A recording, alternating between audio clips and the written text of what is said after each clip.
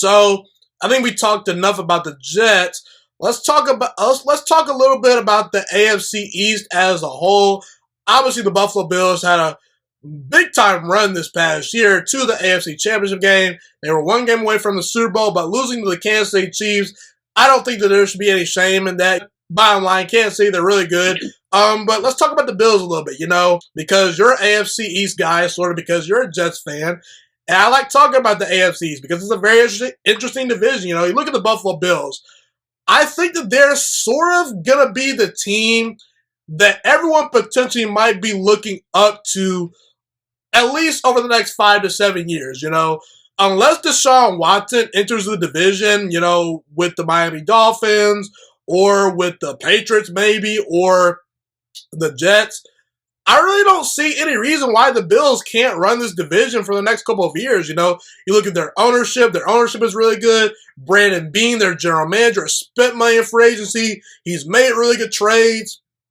You look at Josh Allen. Josh Allen has developed splendidly. He, to me, is a legitimate top 10 quarterback in this league. Some people think that he's a top 5 quarterback already. Personally, I would push back on that just a tad bit. Not because of, Josh Allen, but because I think the guys like, Rodgers, Mahomes, Wilson, Watson, Lamar, and even Lamar Jackson, even Tom Brady, just, are a little bit better at their best than Josh Allen. But Josh Allen had an unbelievable year. He's officially a hit. The Buffalo Bills, they stood the course. They said, hey, Josh Allen may not hit the ground running in year number 1, but we're going to stick with this guy. We're going to develop him. We're going to put weapons around him. We're going to retain Brian Dable, the offensive coordinator, and Josh Allen's a franchise quarterback, and he very well could get even better and better as the years go on.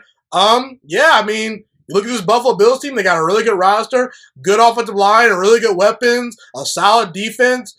The Patriots, they could maybe make some noise next year. The Dolphins, if they get their quarterback situation figured out, maybe. But I think Buffalo's the class of this division until proven otherwise. I respect Bill Belichick and the Patriots, but they don't have as many good players as Buffalo. And Sean McDermott, he's not Belichick, but he's a really, really good head coach. He's done a phenomenal job in Buffalo. Big Sean McDermott fan. Do you agree with me that Buffalo's kind of, the team that right now, at least today, is the team that the Patriots, the Dolphins, and the Jets are going to be looking up to, trying to overtake over the next couple of years? Absolutely. You figure the last 2 decades, it's been looking up at Bill Belichick, Tom Brady, and the Patriots. And a couple years ago, the Jets and the Bills were pretty much in the same spot. They both needed franchise quarterbacks. They were turning the team around. One team started trending up, and one team started trending way down. The Bills built that team correctly. They got their guy, and they built around him properly. They got the tools he needed, the players, the Brian Dable, what he's done with that offense is amazing. They don't have a lot of household names, but they have a lot of good pieces that work, and they build and they work around it. They got Stephon Diggs, and that became the game changer that Josh Allen needed. That was huge, arguably one of the biggest acquisitions this past offseason because of the impact it had. I'd say that was the difference between them making the AFC Championship game and them just being a mediocre wild card team. And that helped Josh Allen's progression. And you look at the Patriots where they stand now.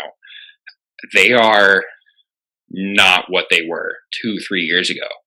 They're torn apart. And this past season, they did have a lot of players that were out with COVID.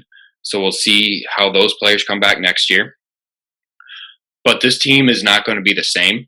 They're going to have question marks at quarterback until they get that position figured out again. Cam Newton might be a decent placeholder. I'm not sure how they feel on him.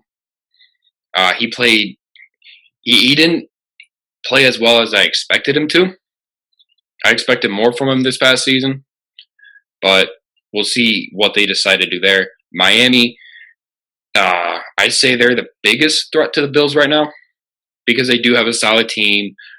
Brian Flores is helping build that team right. And they have good pieces. It just depends on the quarterback position. If Tua can be what the Dolphins hope, or if they are able to get their hands on Watson.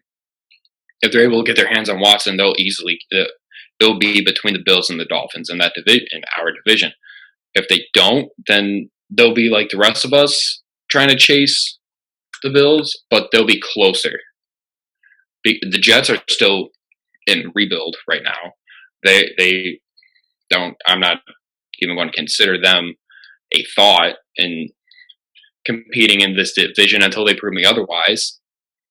And so, yes, the Bills are the team to beat, and until further notice, they will be the team to beat for a little while. Yeah. Thank you so much for watching this video today. Please also note that the Juiciest Sports Podcast is not just a YouTube channel. It is available on all podcasting platforms, including Spotify, Google Podcasts, iTunes, and Apple Podcasts. Also, if you enjoyed this video, be sure to like, comment, subscribe, and share this content with all your friends.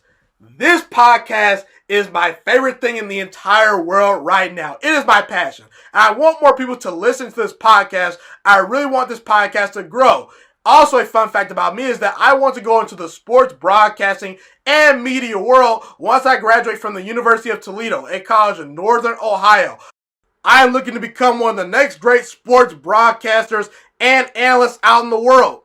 And I potentially would like to start my own network if this podcast really truly grows. Or if I fall short of that goal, I would love to work for a big time network like ESPN or Fox Sports 1. I am open to all networks. So if you believe in my dreams and you see or hear my passion through the screen, be sure to tell all your friends about the Juiciest Sports Podcast. Stay motivated, you guys. Have a God bless day, and I'm out.